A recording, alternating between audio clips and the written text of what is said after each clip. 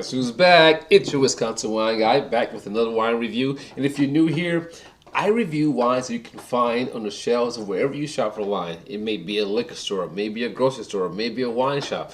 But the majority of these wines you can find on those shelves. These are everyday wines. You know, how many times have you walked through the wine aisle and like, oh my God, there's like 15 Chardonnays, like, 10 Merlots, or 30 Pinot Noirs, or 50 Cabernets. How do you decide? Well, guess what? Come to the Wisconsin Wine Guy. Come to the YouTube channel. I'll help you decide. So again, I go through, give a taste of these wines, give you my opinion, utilizing the infamous thumb rating system. Again, these are my opinions, just to use as a guide for you when making your purchase. Thumbs up says I recommend that wine. It's a pretty solid wine, and give it a try. I recommend you give it a try and taste it. I enjoy it. 3/4. You know what? I had this wine, I would take it to a party. I would share it with my friends. If I'm at a party and that wine was there, I know that that's the wine I'm drinking. Halfway, there was something about that wine that just did not work with me. But I'm going to explain to you why it didn't work for me. Doesn't mean it's not going to work for you. You give it a taste and then let the rest of us know what you think. Thumbs down? Okay, I don't say much about that, right? I tell you something though, I'm digging this view. Isn't this great? When it was here, it was here, it was up here, but this view is really nice. So now, if you've been following me, recently I did a review on the Decoy wines. It was a Decoy Pinot Noir and the Decoy Cabernet. I figure, why not get close to closing this out? Let's just do a line. I think they have a sparkling wine I have to find, and there's a Merlot. But let's go ahead and do the white wines. Let's close this thing out, and so you can have a kind of like a listing of the Decoy wines. What your Wisconsin wine guy thought of those. So today we're going to be doing the 2019 Chardonnay and the 2020 Sauvignon Blanc. So now your 2019 Chardonnay, the grapes are sourced from the vineyards in Sonoma County. Different vineyards throughout Sonoma County. This also is aged in French oak. Let's see my notes here. Aged in French oak on the lees for about 8 months. There's also the stirring, make sure. And the lees is going to add more complexity, more structure to the wine. Coming in at 13.5% alcohol. The Sauvignon Blanc, however, has on the label from California, meaning that the grapes are sourced from different vineyards across California. In this case, it's going to be more up north. So you're going to have grapes coming from Mendocino, Napa Valley, Sonoma, Lake County, so it's going to be sourced from all over. Each grape from each area, also the Central Coast. Each grape from each area or region contributing something different. Just like, for example, if it's coming from inland where it's warmer, it's going to be more ripe, more fruity. If it's coming, from the coast, it's going to be cooler, so it's going to be more acidity. So each of those contributing something more, and of course soil plays a factor as well. This is coming in at 13.9% alcohol. Woo, baby. So the white wines are priced at retail at $19.99 or say $20, whereas the red wines are priced at $25 per bottle. These are non-sale prices. All right. So now let's give these a pour, give these a taste. Now, if you've been following me, you know that I always do Sauvignon Blanc second. And here's my reasoning.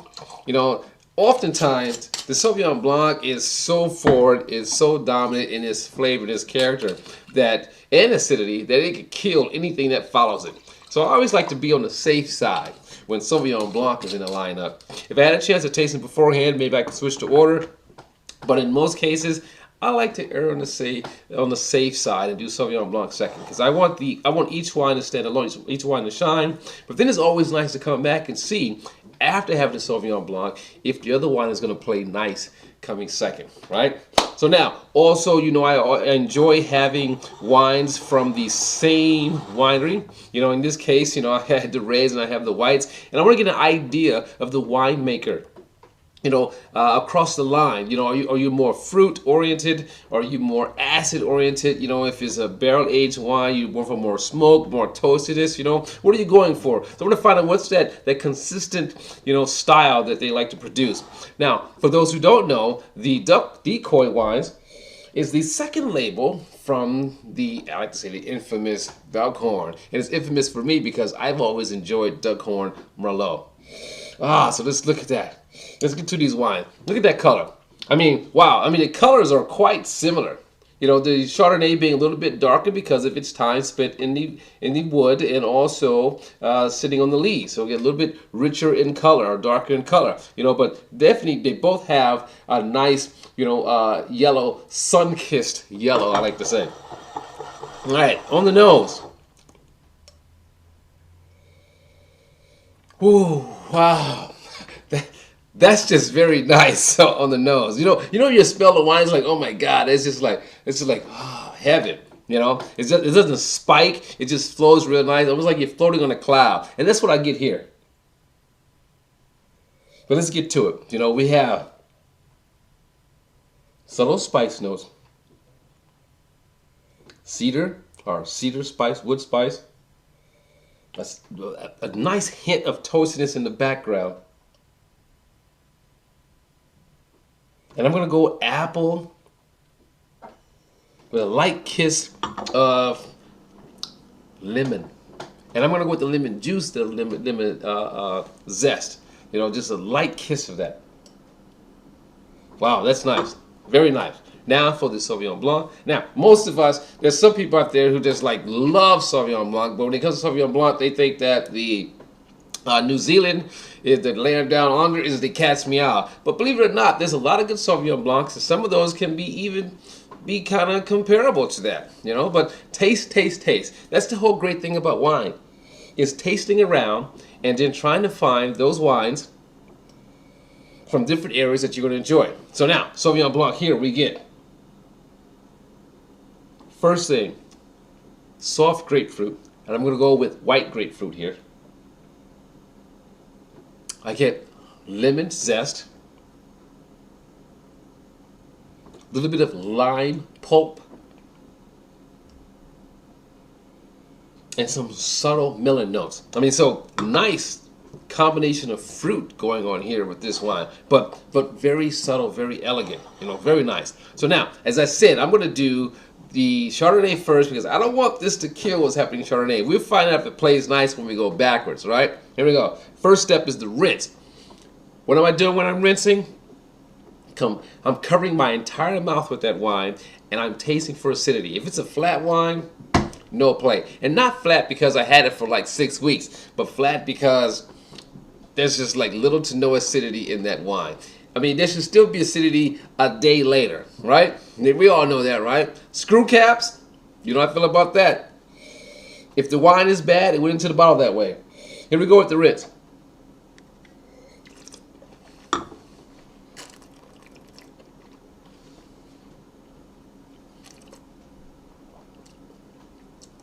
Oh.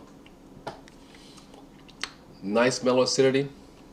I love the way that falls across my palate. I mean, it was elegant on the nose. It's just as elegant on the palate, but we'll get into that. But the acidity is nice. It's not like spiking acidity, but it has a nice liveliness to it. But it flows, or it falls real nice on the palate. Now for the Sauvignon Blanc.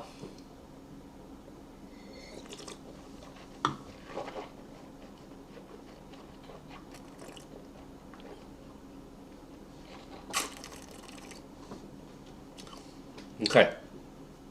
It's funny. Just as the nose, how I said grapefruit first. Wow, that finish is nice. That finish is grapefruit, but nothing's overwhelming. Very well blended. Nice mouth water, but everything's very well blended as far as flavor goes. Where I talked about, the grapefruit, the lemon, the lime, the melon notes. I mean, everything's right there, and it's like, wow, nice mouthfeel, right? That finish is nice. So I'm going to do another rinse here because I want to see how this Chardonnay is going to play coming second, right? I advise you, if you have more than one wine, play around with it. See how it's going to play, because in the real world, we don't always drink wine in a certain order. We just drink the wine, right?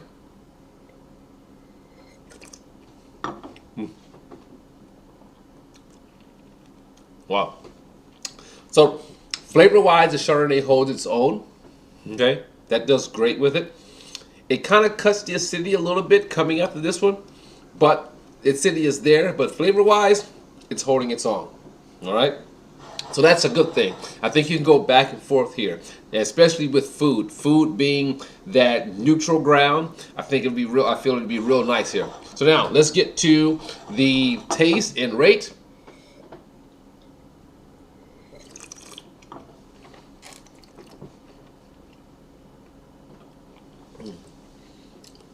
Okay.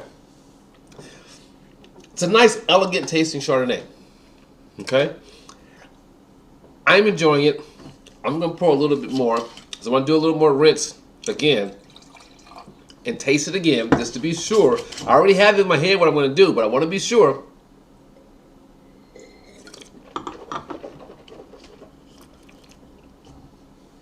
Okay. You definitely get to feel the softness of the tannins. It's very rare that you can feel that in some white wines, but it's there. I like the way it feels. The finish is medium, but it's a very elegant to drink, to indulge, to share.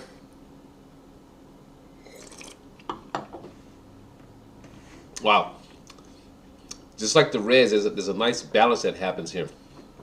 So, your Wisconsin wine guy is going to give the 2019 Decoy Chardonnay. I'm going to go with a thumbs up on this one. I mean, I just like it. It's really nice. I mean, you can't go wrong with this one. You know, if you're a Chardonnay fan, you know, if you tend to not necessarily be French Chardonnay, not necessarily be, you know, say domestic or California Chardonnay, but you want to be right there in the middle, you're gonna get that right here. You know, it's very nice, very elegant. I mean, I think it does the job for me, for sure. So double thumbs up for the 2019 Decoy Sonoma Chardonnay. And now for the Sauvignon Blanc.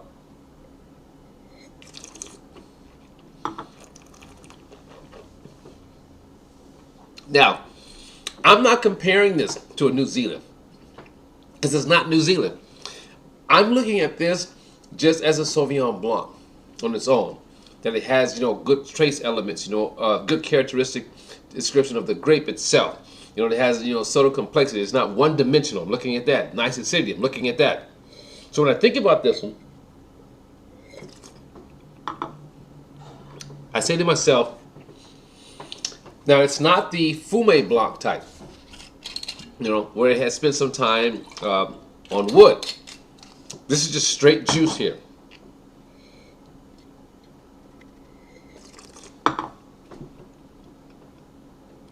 Now this one, I'm going to go with 3/4. I'm going to go with 3/4 because I'm sure there could be another level to this, but I'm going to go with 3/4 of this one. But I dig it. I wouldn't turn it away. I would drink it. I would keep some on hand. I would share it with people. I would use this as a, as a good Sauvignon Blanc for people who are New Zealand shy. Okay, this would be nice. Or those who don't want to taste the wood from a Fumé Blanc, this would be nice. So 3/4 on the 2020 Decoy Sauvignon Blanc. And thumbs up on the 2019 Chardonnay from Decoy. There you have it. And your Wisconsin wine guy says, as always, let your palate be the guide for selecting your wines. And I'll see you next time.